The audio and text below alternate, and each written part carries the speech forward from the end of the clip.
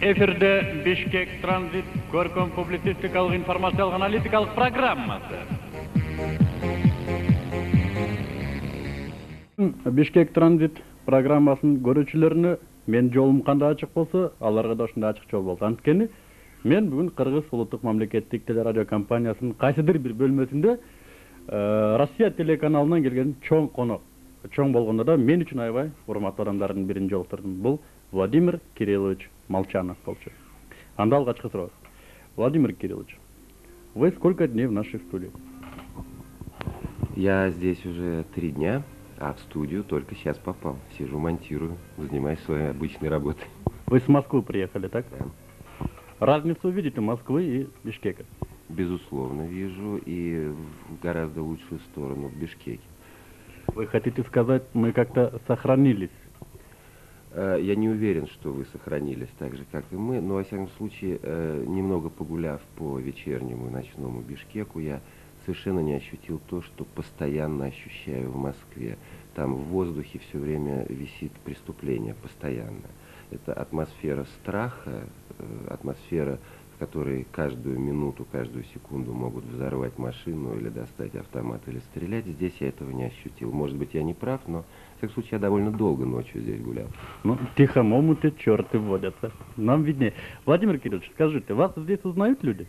Да. Узнали? Были такие случаи? Да, меня здесь узнают. Даже я поехал в село, довольно далеко, за 200 километров от Бишкека, и там практически все смотрят мою программу. Мне это было очень приятно. Насчет вашей программы. В чем заключается амплуа Молчанова? Я всегда был, есть и останусь журналистом, а все остальное это наносное. Я не люблю название ведущий, презентатор или там кто-то. Я журналист, который ведет свою программу. Расскажите о себе, о своей биографии. Это я немножко вас замучаю, потому что я уверен, таких же поклонников, как я, у вас здесь, наверное, весь Кыргызстан. Ну, биография так биография. Я из, в общем, очень культурной семьи, чему я рад. Мой папа был композитором. Кстати, здесь в оперном театре шли его оперы и балет в Бишкеке. Моя мама была актрисой драматической. Во многом меня воспитала моя сестра старшая, Анна Дмитриева, которая всю жизнь вела спорт по телевидению. Теперь она ведет его по НТВ, которое вы здесь, в Бишкеке, к сожалению, не получаете. Я 26 лет женат на одной и той же женщине. Вот, моя жена журналистка, пишущая журналистка, она испанка. У нас одна дочка. Билбейм. Телевидениени түшүнбөгөн жөнөкөй гана теле көрүүчү үчүн кандай таасир калтырышы мүмкүн? Бул кишинин портрети мен үчүн балким кандайдыр бир деңгээлде окутуучу катары сезилет. Эч ким ойлобосун, биздин кыргыз телевизионщиктери Россиянын журналисттерин туурайт деп. Жок, кээде бизде учурлар бар. Биз алардан мурда ойлоп чыккан программаларыбыз биздин техникалык жетишпегендикке байланыштуу артта калгандыгын далилдеген. Бирок ошентсе да мен үчүн Молчанов бойдон калмакчы. Бир гана айтчу нерсе, балким биздин журналисттердин ичинен кимдир бирөө элетке чыкканда, же үйүнө барганда, же болбосо жөнөкөй гана досторунун ичинде өзүн маданияттуу көрсөтүү үчүн кандайдыр бир деңгээлде тарбия көргөн кишинин абалына коюшу мүмкүн. Эртеби кечпи тамагынан 100 грамм өткөндөн кийин өзүн билдирип коюшу мүмкүн. Ал эми бул киши менен мен чынын айтсам бир канча граммды өткөргөндөн кийин деле, бир канча жүздөгөн граммды өткөргөндөн кийин деле бул кишинин абалы ушундай экенин сездим. Анын үстүнө бул кишинин генасында кылымдар бою орус элинин, улуу орус элинин келе жаткан дворяндык, элитардык кан агып тургандыгы, бетинен, жүзүнөн чачырап тургандыгы мага кандайдыр бир деңгээлде чыгармачылык илхам берип өттү. Скажите, вы сколько получаете? Это такой сложный вопрос, я не могу вам ответить, сколько я получаю.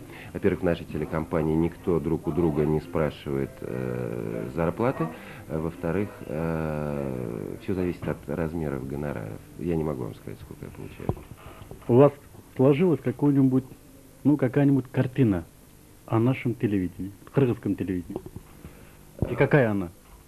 Я смотрел вечерами телевидение. Во-первых, я смотрел ваше частное телевидение, по-моему, «Пирамида» называется. Оно на меня произвело тяжелое впечатление с той точки зрения, что это сплошное пиратство. Но это, в общем, то, что процветает и на московских частных кабельных телекомпаниях. Видимо, в этом веке мы не сможем отойти от пиратства. Это очень плохо, пиратство. Ну, это откровенное воровство. Само киргизское телевидение на языке я оценить не мог. Чисто внешне оно так же скучно и так же мрачно, как наше политическое телевидение, скажем так, когда сидят мрачные и скучные люди, очень так, медленно и долго разговаривают ни о чем. Такое впечатление у меня возникло. А теперь такой вопрос. Вы какими судьбами в этих горных краях? Я давно сюда хотел прилететь и взять интервью у президента Акаева по нескольким причинам. И об этом я говорю в начале своего интервью, которое у меня состоялось вчера с президентом.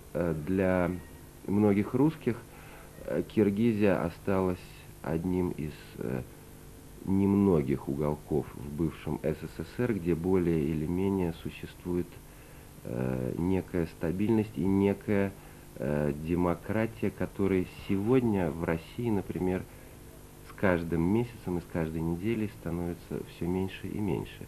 Я хорошо познакомился и с киргизскими газетами, когда сюда летел. Я вижу, какая атака идет на президента здесь.